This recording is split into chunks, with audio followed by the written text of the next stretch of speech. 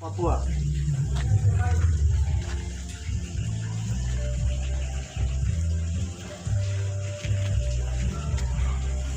Berdasarkan hasil investigasi oleh SKP Sekretariat Keadilan dan Perdamaian Keuskupan Timika mengenai penembakan terhadap Rufinus Tigao, salah seorang pewarta gereja Katolik, dan korban-korban lainnya di Intan Jaya, bahwasanya dan semakin menurun. Dalam situasi demikian dibutuhkan kearifan bersama yang lestari. Ini diambil dari dokumen Laudato Si yang dikeluarkan oleh Paus Fransiskus. Segi pastoral spiritual yang Allah menciptakan manusia menurut gambar dan citranya sendiri. Kejadian bab 1 ayat 27. Gambar dan citra itu lalu diwujudkan oleh manusia dalam kebersamaan dengan Allah dan menata, menjaga, memelihara dan mengembangkan bumi dan segala isinya demi kemakmuran dan kesejahteraan bersama, serta mengupayakan kelestarian keutuhan ciptaan sambil berpedoman pada keadilan dan diiringi oleh cinta kasih. Dengan demikian, perilaku etis ekologis harus dinyatakan juga dalam keyakinan bahwa sesungguhnya segala ciptaan ini berkaitan satu sama lain.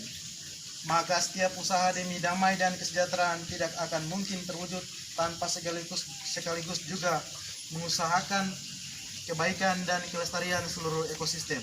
Maka itu, lingkungan alam adalah harta kita bersama, menjadi tanggung jawab semua orang. Segi hukum, ini dari hukum Indonesia, sesuai dengan Undang-Undang RI nomor 1945, Undang-Undang nomor 39 tahun 1999 tentang hak asasi manusia, pasal 33 ayat 1, setiap orang berhak untuk bebas dari penyiksaan, penghukuman atau perlakuan yang kejam, tidak manusiawi, merendahkan derajat dan martabat kemanusiaannya. Yang kedua, setiap orang berhak untuk bebas dari penghilangan paksa dan penghilangan nyawa dan telah menjadi extrajudicial crime. Sesuai undang-undang serta hukum-hukum gereja yang berlaku, maka kami menyatakan telah terjadi dugaan pelanggaran HAM di Intan Jaya sejak Desember 2019 hingga September 2020 dan kemungkinan akan terus berlanjut. Dalam catatan DPR Intan Jaya, setidaknya terdapat 21 kasus, sehingga dalam melihat kasus Intan Jaya tidak dapat hanya dilihat dari satu kasus saja, namun harapan kami agar kasus penembakan terhadap Pendeta Yeremia Zenambani pada tanggal 7 Oktober 2020, seorang pendeta, dan Agustinus Duwitau serta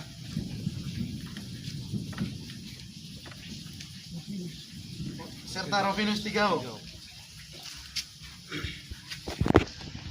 pengkondisian wilayah Intan Jaya menjadi daerah konflik untuk menjustifikasi kehadiran pasukan non-organik di Intan Jaya. Kemudian masyarakat menjadi panik, takut, dan terus mengungsi. Di satu sisi, apa yang terjadi di Intan Jaya merupakan upaya menjaga Freeport dari ancaman UPM, serta adanya pengkondisian untuk masuknya perusahaan pertambangan yang baru di Intan Jaya yang kita dengar akhir-akhir ini di Blok Wabu. Kami melihat orang Papua paling mudah sekali di stigma OPM, sehingga masyarakat sipil dan tokoh agama, petugas gereja, anak-anak di bawah umur, anak-anak sekolah yang masih muda sekali dicap OPM atau mata-mata OPM, pemberi makan OPM, serta mata-mata aparat, sehingga masyarakat sipil selalu menjadi korban. Untuk itu, dengan ini kami Solidaritas Muda Katolik menyampaikan tuntutan sebagai berikut. 1. Dengan ini kami meminta kepada Presiden Republik Indonesia segera menarik pasukan TNI dan Polri dari wilayah konflik Intan Jaya, Papua, dan daerah konflik lainnya. Pasukan TNI dan Polri sangat meresahkan umat Tuhan, rakyat Papua pada umumnya, dan Intan Jaya pada khususnya. B. Sudah 2 orang petugas gereja Katolik menjadi korban penembakan oleh TNI dan Polri, diantaranya almarhum Rufinus Tigau dan Agustinus Dwi Tau. C. Karena kehadiran TNI Polri membawa trauma dan gangguan psikologis bagi masyarakat sipil di Intan Jaya dan umumnya masyarakat Papua. Yang kedua, mendesak Konferensi Wali Gereja Indonesia (KWI) supaya segera turun tangan melindungi umat Allah yang sedang teraniaya dan terbunuh oleh kehadiran pasukan TNI dan Polri di Papua, khususnya di Intan Jaya.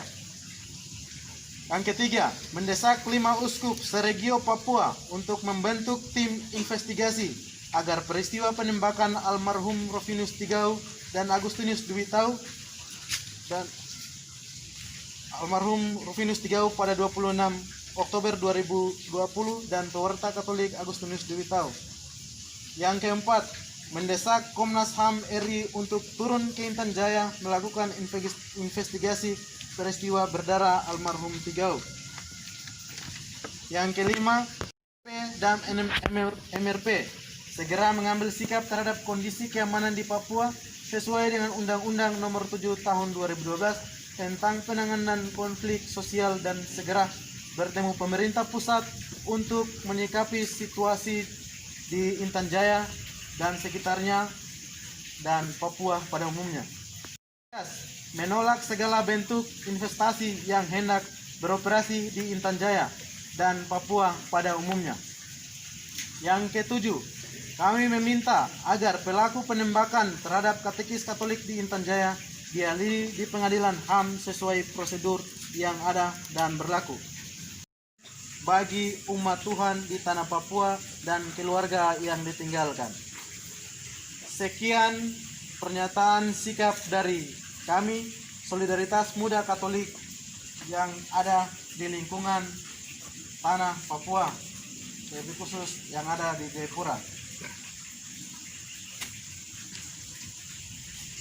Sekian dan terima kasih.